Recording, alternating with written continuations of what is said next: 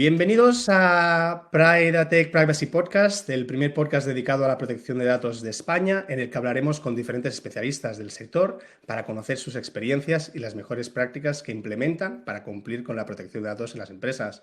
Yo soy David Casellas, CEO y cofundador de Pridatech, una plataforma que ayuda a las empresas con los recientes retos relacionados con la privacidad y cumplimiento de protección de datos. Y hoy estoy muy contento de introduciros a Soledad Campoz y Miranda, delegada de protección de datos de Openbank, el banco 100% digital del Santander, y profesora del máster en protección de datos y seguridad de la Universidad de Nebrija. Además, su carrera profesional está vinculada con la innovación tecnológica orientada al cumplimiento de la normativa de datos personales y es la encargada de las funciones de banca responsable del banco. Con lo cual, muchas gracias por estar hoy con nosotros y muy bienvenida, Soledad. Muchas gracias, David. Buenas tardes. O sea, un placer poder estar acá con ustedes. Una excelente iniciativa y gracias por convocarme a charlar un poco de privacidad con ustedes. Un placer, muchas gracias a ti. Siempre nos gusta empezar que nos cuentes un poco, que nos hables cómo entras en el mundo de la protección de datos. ¿Cuál es tu historia? ¿Cómo acabas Uf, en este mundillo? bueno, yo tengo mi primera aproximación al mundo de protección de datos allá por el 2010, cuando estaba trabajando en el Banco Santander, en el área de tecnología, más bien corporativa, y empezamos a hacer lo que se llama en su momento una Binding Corporate Rule. Imagínense allá en 2010, donde todavía GDPR no existía. Esa fue mi primera aproximación al mundo de los datos. Ahí donde el artículo 12 del encargo de tratamiento todavía aplicaba también. Eh, ya cuando uno se mete en el mundo tecnológico, en que un tercero te trate los datos, ya he abordado el mundo de la privacidad y de ahí pues no la dejé nunca prácticamente. De ahí es cierto que hubo un tiempo que estuve en Argentina, he vuelto a Argentina, pero después ya me volví a Europa y trabajé en Accenture con temas de privacidad, de BPO, de outsourcing, de lo que era la externalización de los datos. Y ya para el 2016 entro en Open Bank para implantar la normativa de GDPR, así que ahí ya no la abandoné nunca, no abandoné nunca más el mundo de los datos y ahí voy, ligada de la mano, mi carrera profesional está muy vinculada, me he certificado en el año 2018 y pues nada, acá estoy día a día aprendiendo, porque siempre hay algo más, ¿no? O sea, siempre hay algo nuevo, lo que viene y lo que vendrá. Así que, Totalmente. De hecho, Soledad, después creo que será bueno, lo vamos a introducir, entender los dos mundos, ¿eh? De Argentina, Europa o Latinoamérica, ¿no? Porque al final seguro que hay como grandes diferencias en lo que es la privacidad del uso y yo creo que contigo también es muy interesante esto, ¿eh? Que nos valores cómo está Europa, cómo están otros países, cómo evoluciona. Antes de eso, te pediría que nos contaras un poco tu experiencia en cuáles son los retos, qué retos hay en el mundo de la banca y siendo DPO en el mundo de la banca, que me imagino que hay unos retos interesantes. bueno, yo creo que el reto más allá de la banca, creo que lo tiene cualquier DPO. La banca, evidentemente, sí, porque tiene mucha información de los clientes, pero creo que cualquier DPO que tiene acceso a cualquier dato de carácter personal de un interesado tiene un reto muy grande que es cumplir con esta contability que nos pide la norma y que tiene un montón de requerimientos y que al fin y al cabo es que tenemos que trasladarle a la gente, porque esto no depende solo del DPO, ¿no? O sea, esta contability de cómo implantar la norma, cómo hacer que los datos estén seguros, cómo hacer que tenemos un tratamiento lícito, cómo hacer que aplicarle, tengo que darle un derecho de acceso a la información a una persona, no se trata solo de ver cómo lo hacemos, sino que no se trata solo del DPO, sino cómo lo implanto, ¿no? Entonces, yo creo que la contabilidad es uno de los retos más grandes que tenemos para poder reflejarlo en sí mismo. Y para eso me parece que es clave tener una buena cultura, ¿no? O sea, la cultura de una empresa desde el punto de vista de privacidad tiene que ser muy importante y trasladárselo a la gente. Para mí creo que lo más importante que tenemos, o por lo menos desde mi punto de vista, es que esto no sea lo que nosotros decimos, uy, qué aburrido, viene la chica que viene con la norma atrás y la tengo que cumplir, ¿no? Sino hay que ser realistas. ¿Y por qué es importante? Mira, te pueden poner una multa, o sea, ¿y por qué te pueden poner una multa? ¿Y por qué no lo puedo hacer? Entonces, es estar metido en lo que nosotros llamamos un poco las entrañas, ¿no? Cuando se habla de la privacidad por el diseño y por defecto, ¿de qué estamos hablando? Porque la realidad es que si voy y si le cuento a alguien de la empresa, ¿no? Privacidad por diseño y por defecto, me decís que me está hablando. Entonces, para mí lo más importante y el reto más grande es entender a dónde queremos llegar. Así que pues nada, eso me parece que es el reto más importante. También me parece que un reto muy importante es estar siempre actualizado. Hay tanta normativa nueva, tanta nueva resolución, interpretación. Pensemos que GDPR es algo dentro de la Unión Europea, entonces me aplica en España, pero también me aplica viene una resolución de la Autoridad Alemana de Protección de Datos, pues también me puedo aplicar, ¿no? Entonces, estar actualizado me parece que es un reto muy, muy importante y muy grande que tenemos ahora.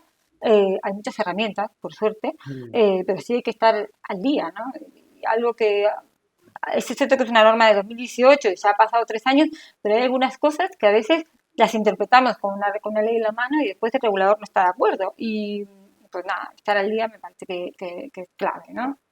Y después el Totalmente. último reto más importante, y acá ya sí termino, me parece que es el marco de control que hay que tener en el banco, ¿eh? O sea, el marco de control es no es solo decir, bueno, pues mira, ya lo tengo que garantizar cómo lo cumplo y pues no, ese es el reto más grande que tenemos, bueno, todas las empresas, la verdad, no solo la banca, la verdad. ¿No? Totalmente. Después entraremos un poco más en detalle, ¿eh? Porque has dado titulares muy, muy potentes. Antes, siguiendo con la introducción, Openbank es un banco 100% digital, ¿no? Y esto es como muy interesante en cuanto al concepto. ¿Qué diferencias hay para ti como DPO en un banco tradicional, ¿no? Como el que conocemos, y uno 100% digital, si las hay? Bueno, tenemos una sucursal, ¿eh? O sea, es que Ah, casi bueno. tenemos que decir que tenemos dos. Pero es cierto que nuestro enfoque no es 100% físico, pero sí es cierto que es más bien digital, ¿no? Siempre nosotros o sea, empezamos diseñando siempre desde nuestra web y desde nuestro contact center, ¿no? Pensemos que digital no solo es, bueno, contratación a distancia, por lo menos, no solo es la web, eh, sino que también tiene que ver con contact center, una llamada telefónica y demás. Y tratamos siempre de partir desde eso, y también incluso para lo que es una oficina física, siempre estamos tratando de que el diseño cada vez se digitalice más, ¿no? Esto del paperless que está ahora tan de moda, ¿no? De Mm. evitar que la gente tenga tanto papel es muy importante. Entonces, eso es lo primero que tenemos en cuenta al momento de diseñar.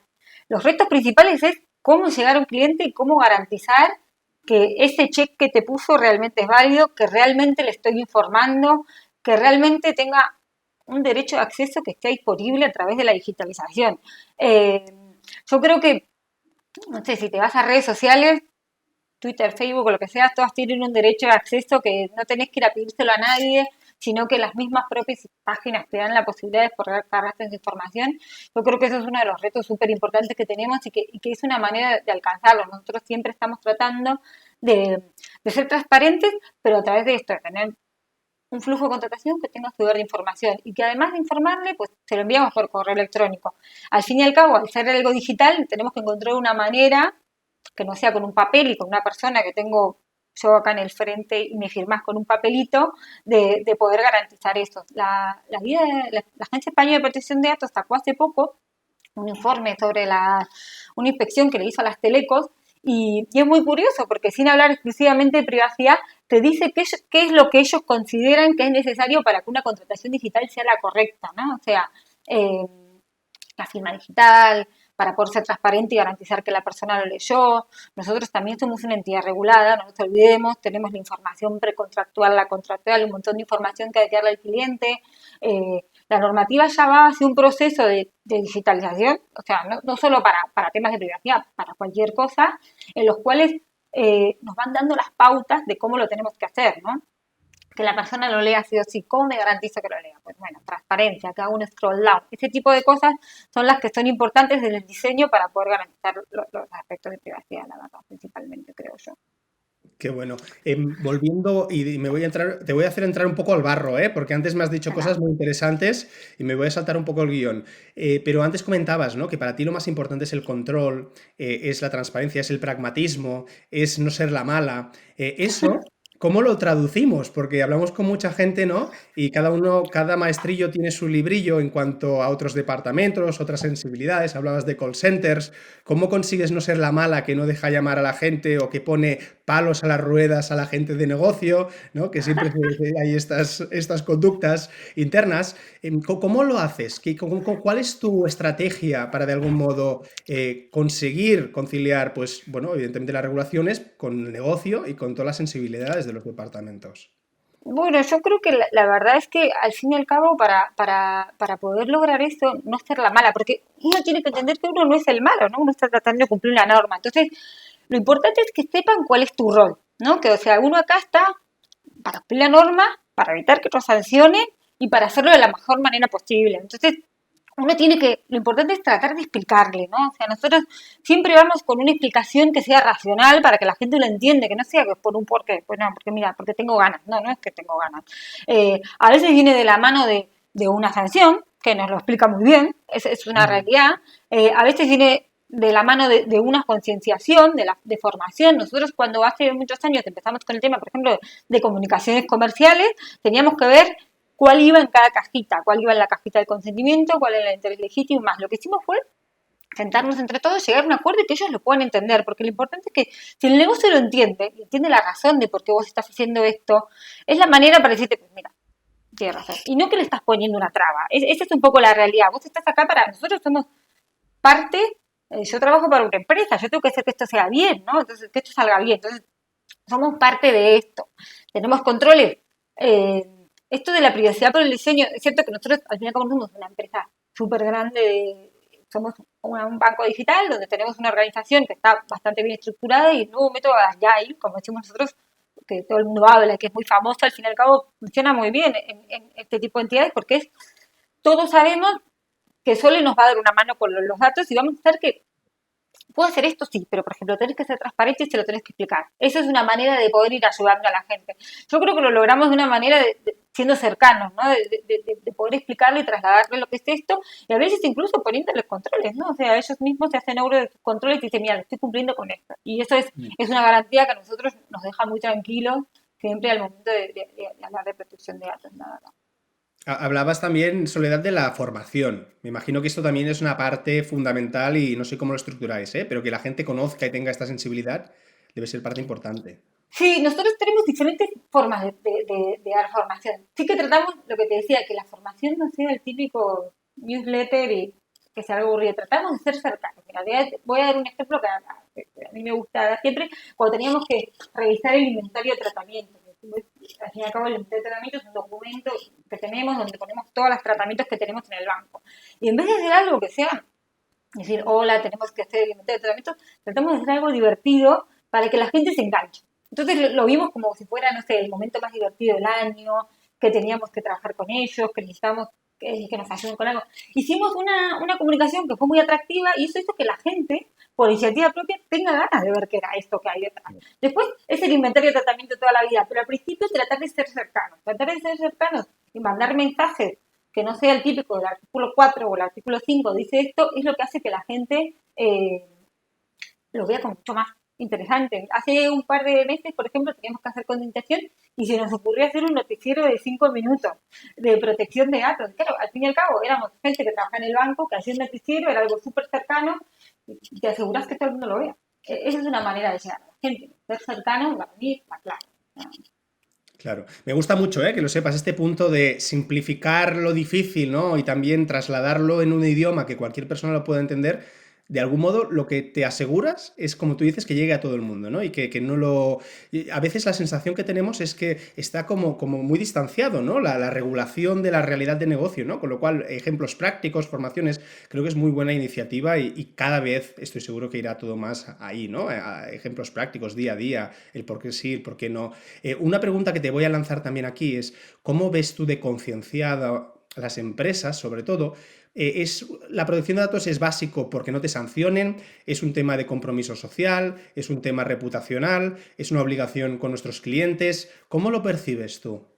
Creo que es un poco de todo, la verdad. Yo soy una friki de los datos, también pero en mi vida personal, ¿eh? O sea, soy la típica que se lee el libro, el último libro que sale de privacidad o ese tipo de cosas.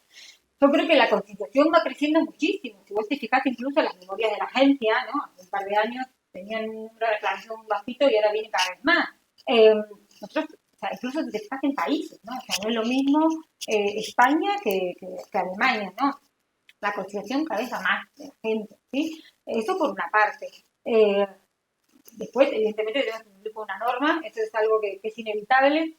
Y yo no creo que tenga que ver, o sea, yo la verdad es que hay muchos foros de DPOs en los que uno puede hablar y puede concientizar y tal, y es cierto que todas las empresas están haciendo un esfuerzo increíble para poder lograr cumplir con la normativa de protección de datos, es algo que nos preocupa mucho, bueno, a nosotros hay todas las que nos regulan, pero es cierto que el cambio que se vio en 2018 y todo lo que viene a futuro es algo que saca y que todos estamos preocupados para ver cómo lo hacemos de una manera fácil, ¿sí? O sea, no queremos ni ser engorrosos con los clientes, por eso mismo tenemos el buzón de privacidad, ¿no? Donde todo el mundo puede hacer una pregunta y somos cercanos para contestárselo y tener algo diciéndole, mire, ¿usted quiere saber esto?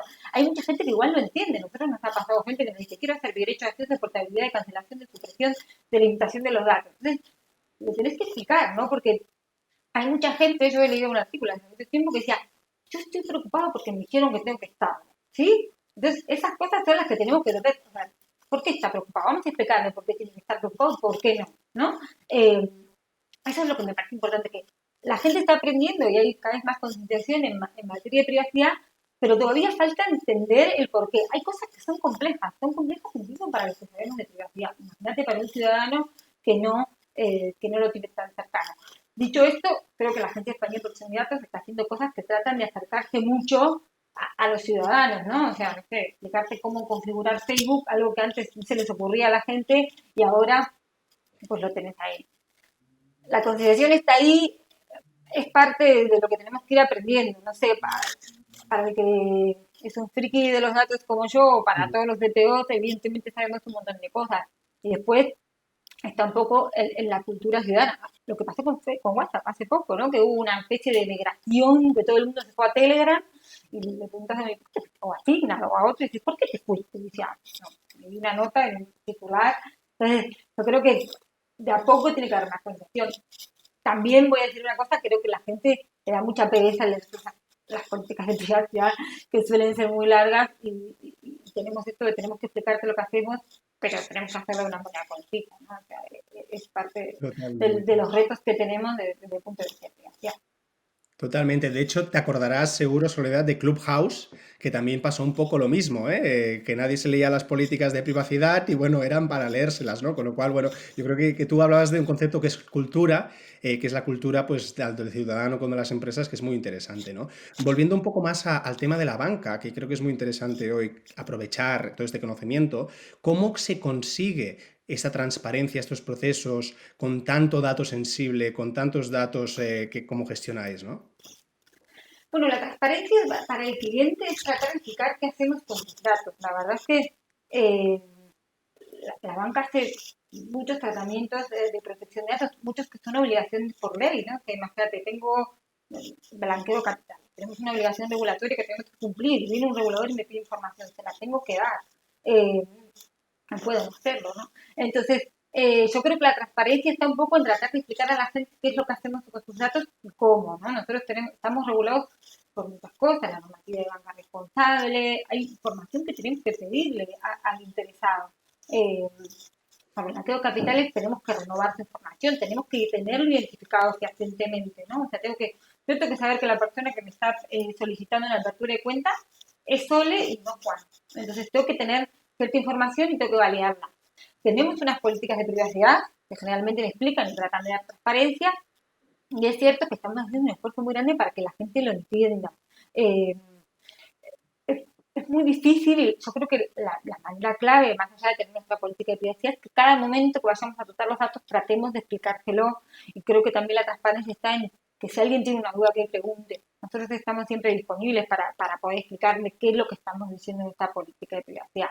Eh, es difícil para la gente entenderlo, es difícil ser transparente, pero sí es cierto, y más cuando tenés que hacerlo con pocas palabras, ¿no? Y entonces hay que decirle, si te tengo que identificar recientemente es porque tengo una norma. Y vos tienes que pensar que el cliente que me está pidiendo esto no sabe qué es esa norma de blanqueo capital y hasta le suena, hey, yo que no estoy blanqueando dinero o ese tipo de cosas, y hay que tratar de explicárselo de una manera cercana. Pues esa es la manera de cómo tratamos de hacerlo nosotros. La cercanía tiene que venir desde todos los aspectos, no solo desde el aspecto de a nuestros empleados, también a nuestros clientes. Y la manera de hacerlo es constantemente tratar de ser transparentes. Tenemos un nuevo tratamiento, modificar la cláusula y volver a informárselo. Eh, y bueno, pasa que nosotros ponemos por nuestra cuota, pero después la gente por el otro lado también tiene que tratar de enterarse y dar un poquito más, ¿no? O sea, es como te decía, cuando alguien viene y me pide todos los derechos a la vez, es, te quiere suprimir el dato, o quiere su acceso, quiere su portabilidad, su rectificación, quiero rectificar, pero tiene que saber qué dato va a rectificar, porque quiere modificar algún dato y diga, quiero rectificar y ya está. O cuando alguien me dice, quiero un derecho a acceso, bueno, pero tiene que identificar mis datos, no me quiere identificar. Tenemos un conflicto, ¿no? Entonces decir, señor, yo necesito saber que usted es quien es para darle su información, porque si no puedo tener una brecha y dársela a otra persona. Entonces, ahí es donde entramos no sé si son conflictos, sino en esa manera de tratar de explicarle a la gente. La verdad que eso es nuestro reto diario. Por suerte la gente lo recibe muy bien y lo entiende. Nosotros la verdad que tratamos de ser muy personalizados con las respuestas que le damos a nuestros clientes porque es una manera de poder estar vinculados con ellos, ¿no? O sea, es un poco Claro. la manera. Hablabas precisamente de los derechos ARCO, ¿no? Y yo creo que aquí lo vinculamos un poco con la sensibilidad también de la población en general, ¿no? De los usuarios, de los clientes de estos derechos, ¿no? ¿Cómo os encontráis? ¿Has notado que ha aumentado precisamente estos derechos de cancelación, modificación, suprimir ficheros, información personal? ¿Cómo ves tú el momento de ahora? ¿Has visto una evolución? ¿Crees que va a ir a más? Pues en nuestro caso, sí, la verdad es que sí, en nuestro caso, o a nivel, incluso yo pido más derechos de acceso. Yo decía, yo también quiero saber qué datos tienen de mí las diferentes entidades. Sí que hay más concienciación, pero porque también, no sé, mis grupos de amigos me preguntan cómo hago para hacerlo, ¿no? ¿Cómo hago para pedirle mi información a Twitter? En el curso cuando estás en la universidad te dicen, pues mira, los mismos alumnos te dicen, yo ejercí un derecho de acceso en determinada red social, en determinada empresa, como lo hago. Pero no solo de acceso, también de una especie de oposición, el derecho de oposición a comunicaciones comerciales que están conocidos, es algo que a eso sí que no cambia mucho. O sea, al fin y al cabo es algo que viene de antes, con el LSCI, pues bueno, la gente tiene derecho a ponerse y se opone. Después tenemos otras variables. Es cierto que hay determinados derechos con la supresión. Para nosotros la supresión generalmente viene acompañada de la cancelación de la cuenta. O sea, yo tengo una relación contractual, no estoy teniendo datos sostenibles, ¿sabes? O sea, si yo no tengo relación contractual, no suelo tener datos de los interesados. Entonces, hay algunos que para nosotros no nos ha cambiado mucho. Pero sí es cierto que de la mano de la concienciación la gente quiere saber. Y a mí me parece fenomenal, ¿eh? Me parece que está bien que un derecho que tenía antes, ahora como hay un poco más de ruido esta norma, ahora quiero saber y me parece fenomenal y me parece que es algo bueno que la gente sepa dónde están sus datos y para qué lo están utilizando, ¿eh? O sea, a mí yo estoy completamente de acuerdo con eso. Sin duda, y además yo creo que las empresas tendrán que ponerse, porque bueno, estamos hablando de Open Bank, ¿no? Pero probablemente otras las pilas, ¿no? Para poder ofrecer de una manera más fácil, ¿no? Estos procesos. Sí, nosotros en nuestro caso lo tenemos automatizado, es una de las cosas muy positivas que creo que tenemos ahora, como lo tiene Twitter o Facebook o eso, lo tenemos de manera automatizada, eh, que nos parece que nos da mucha tranquilidad de cada cliente, ¿no? Porque así es mucho más fácil que alguien se loga y pide descargar su información, que alguien va, te lo pide, se junta, tú quieres una base de datos, recabarlos y enviárselo. Entonces es una manera más fácil de dar más transparencia. Usted quiere la información, está disponible en la web y está ahí. Eh, es cierto que no todas las empresas tienen esta posibilidad de hacerlo de manera automatizada, pero sí que están en un proceso, ¿no? O sea, esto de la tecnología es algo que es viejo pero es nuevo y estamos todos cada vez más tratando de mejorarlo y de hacerlo de manera más automatizada y también depende del volumen del negocio de cada empresa, ¿no? Si tenés 30 clientes, compensa tener un derecho a acceso automatizado. Capaz que no, porque es muy caro y tu base de datos no está robusta. Pero sí es cierto que sí que hay que tener un procedimiento y saber qué información tenés y qué es lo que le tenés que dar. Para mí eso es clave y si no te estoy dando todo y el cliente quiere más, que me diga qué es lo que quiere, que estamos acá para dárselo, porque esos son sus datos. O sea, no tenemos que olvidar que los datos son de ellos y que estamos para eso, ¿no? O sea, es así. Claro, claro, totalmente. Volviendo al mundo banca, ¿eh? Vosotros tenéis unos amigos que os ayudan muchísimo, que se llaman algoritmos. Y entiendo que estos algoritmos pues juegan una parte muy importante, desde los scorings a toda una toma de decisión, ¿no? Que el banco hace o sus procesos con las personas y con los datos personales. ¿Y cómo juegan o cómo entran en juego? ¿Qué particulares tienen? ¿Qué dificultades tienen a nivel de privacidad de datos? Bueno, el algoritmo es algo que nos pone a todos como algo muy innovador, ¿no? La inteligencia artificial y ese tipo de cosas. No nos tenemos que olvidar, por así decirlo, yo lo voy a decir que siempre digo así, el algoritmo es algo que antes teníamos en una tabla y que ahora lo tenemos en una base de datos mucho más eh, por así decirlo, más organizada y más rápida. Es un software que me ordena la información y me predice, ¿no? Por así decirlo. Eh, Evidentemente, nosotros lo primero que hacemos, por lo menos, bueno, nosotros no, en la mayoría de las empresas, nadie quiere tener un algoritmo con datos de carácter personal. Entonces, lo primero que hacemos es analizar. El procedimiento de analización es el más robusto, creo yo, de todas las empresas que conozco. Eh, yo no quiero tener a mí no nos sirve, no me sirve tener un DNI y decir el DNI de Sole hace tal cosa. A mí lo que me sirve saber es mi población, ¿sí? ¿Qué es lo que está haciendo?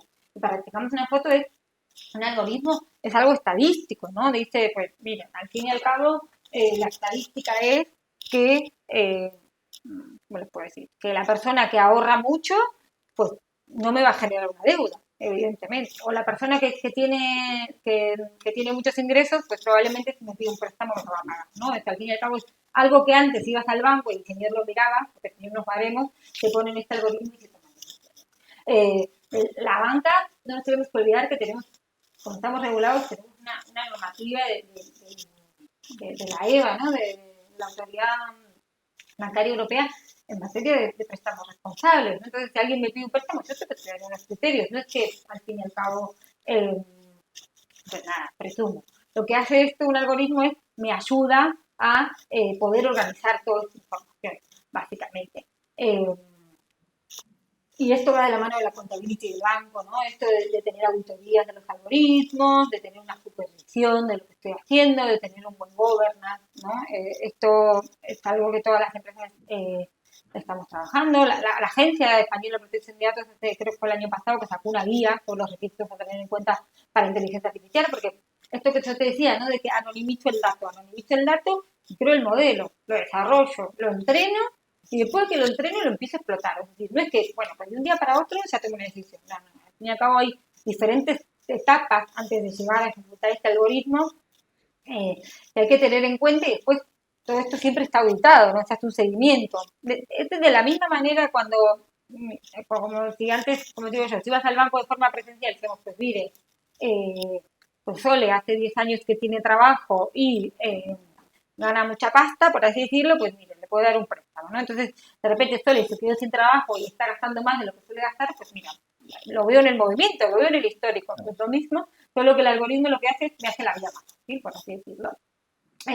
Pero sí, han llegado para quedarse, no solo han llegado para temas de préstamos, han llegado para o sea, lo tenemos que hacer como cosas positivas, puede ser también para temas de fraude, puede ser para temas estadísticos, ¿no? Si el dato está anonimizado, puedo saber algo de mi población genérica. No sé, el 90% de mis clientes está en Cuenca, no sé, ese tipo de cosas, al fin y al cabo, para eso sirven los algoritmos. Eh, Siempre que se use con concienciación y sabiendo, teniendo un buen governance, a mí me parece que es algo, una evolución muy positiva. Eh, Inteligencia artificial es algo que no está muy regulado, que va hacia esa regulación y mientras tanto las herramientas que tenemos, pues tenemos que trabajar para hacerlo bien, básicamente. Hablabas, Soledad, de fraude. Déjame que lance la siguiente cuestión. Fraude, brechas de seguridad, ciberataques, evidentemente estáis súper expuestos, ¿no? La banca es claramente uno de los principales actores donde probablemente más se destina en esta prevención, ¿no?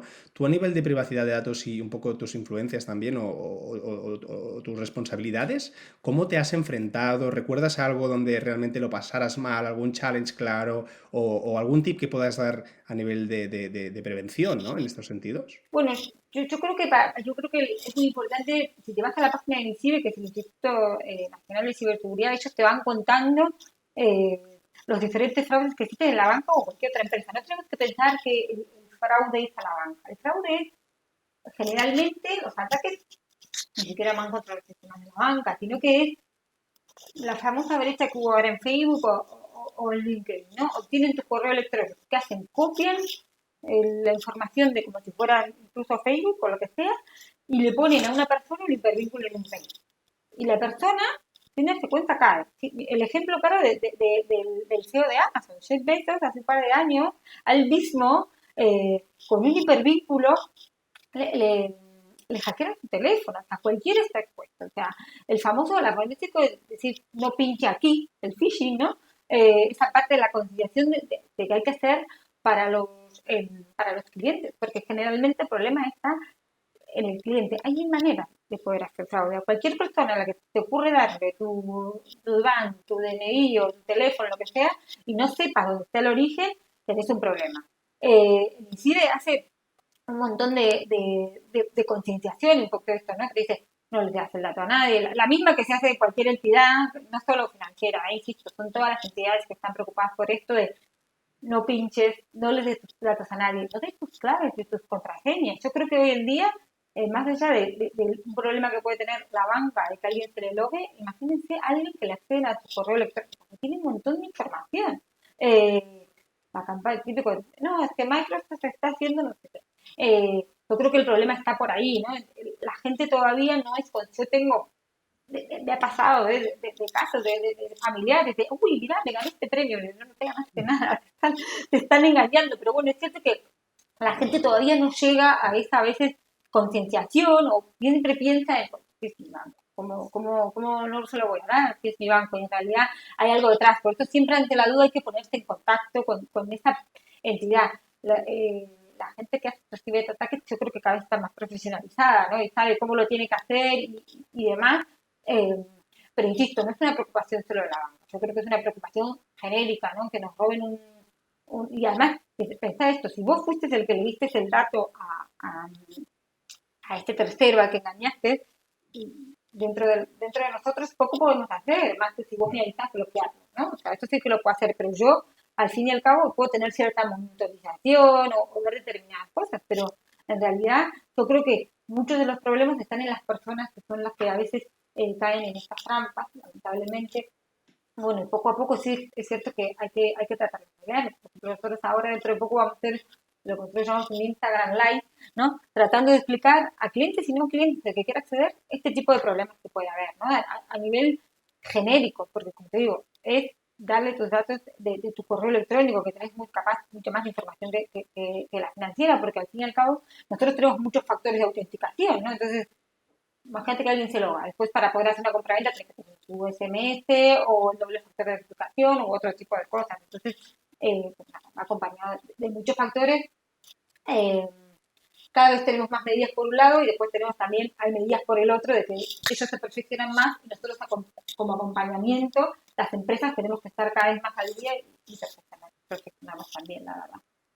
Claro, no, es súper interesante. Ahí vuelves a hablar mucho de la formación y concienciación, ¿eh? Que yo creo que es uno de los temas que más recurrentes, ¿no? A mí me gustaría, Soledad, acabar con una última pregunta, aprovechando lo que te decía, ¿no? Que tú has estado tanto trabajando en Argentina como aquí en Europa, que nos valoraras el nivel de desarrollo de uno, de otro, cómo crees que está evolucionando, porque al final es verdad que hablamos mucho del GDPR Europa, ¿no? Pero evidentemente cada país incluso tiene sus peculiaridades, regiones tienen las suyas. Es una regulación como muy nueva, muy cambiante, como tú decías. Todo el mundo está haciendo grandes avances, pero también hay grandes incógnitas, ¿no? ¿Cómo valorarías la diferencia entre estos dos países o entre Europa y Latinoamérica? Bueno, Latinoamérica tiene diferentes países, o sea, por ejemplo, Brasil ya sacó una normativa que es muy parecida en materia de protección de datos, con lo cual es cierto que Brasil va como por otra vía, pero es cierto que, por ejemplo, en Argentina la normativa todavía no llegó, o sea, es completamente diferente, está un poco obsoleta, y creo que va a tardar un poco más. Incluso cuando hablas con tus compañeros, evidentemente acá tenemos procedimientos más robustos, tenemos, no sé, incluso desde las famosas cookies. Ahí aceptar una cookie todavía no existe, ¿no? Por niveles y por finalidad. Yo creo que todavía no llegó, que va a llegar, porque siempre va a llegar un poco en un par de años o un poco más lento y la implantación incluso va a ser un poco más paulatina. ¿Por qué? Bueno, pues básicamente creo que porque esos países, aunque no nos guste admitirlo, tienen un sistema socioeconómico diferente, tienen otras prioridades y la privacidad capaz ahora no es lo que está en primer lugar. Yo creo que por lo menos lo veo así. Es cierto que también hay que tener en cuenta otros países de Latinoamérica, ¿no? Es decir, en Estados Unidos sabemos que la normativa,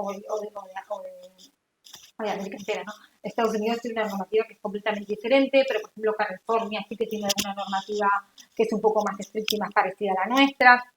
Al fin y al cabo, tenemos que ver un poco eso. Imagínate, para que veas un poco, Argentina todavía parece, conforme a la agencia, como un país que tiene, como, que se puede hacer una transferencia internacional de datos porque está dentro de la parte de lo que consideran que tienen protección adecuada, ¿no? Y en realidad, si ves la equitatividad entre una norma y la otra, en realidad no es como tal. Pero bueno, es cierto que bueno, al fin y al cabo, creo que cada país se va adaptando de alguna manera. Si te vas dando cuenta, por ejemplo, mira, para que sepas, algunos países, creo que, si no me equivoco, creo que es Perú, por ejemplo, no te deja alojar datos fuera de la nube de determinados países. O con Uruguay pasa algo parecido, y creo que con Chile también, si no me equivoco. Eh, eh, pues cada uno tiene sus restricciones. Así como nosotros, por ejemplo, dejamos que solo estén en la Unión Europea con nuestras medidas de seguridad, pues algunos países, incluso de Latinoamérica, tienen esos controles específicos de no sacar los datos de determinadas infraestructuras. Eh, pues van hacia ello, tardarán un poco más o un poco menos, pero yo creo que sí que van hacia ello. Y por lo menos Sudamérica, ya si después nos vamos a los países asiáticos, creo que ahí sí que estamos un poco más lejanos porque la parte cultural es completamente diferente. Ya sabemos que está pasando en China, que la invasión a la privacidad está a la luz y que nadie se lo cuestiona, eh, pues es completamente diferente. Pero en el caso de Sudamérica, están trabajando en eso, básicamente. Brasil creo que para mí es el más adelantado por ahora, eh, y ya después, bueno, nada, otros países, Uruguay, Argentina están con un borrador, o sea, y los países de Latinoamérica, allá poco a poco, por suerte, cuando lleguen a Latinoamérica estaremos nosotros ahí para poder explicarles cómo podemos hacerlo.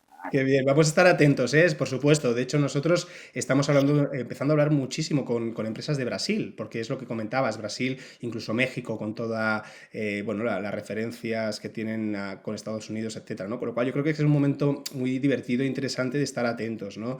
Soledad Campote, y muchísimas gracias por tu tiempo, hemos disfrutado muchísimo, creo que han salido temas súper interesantes, muy agradecido por tu tiempo.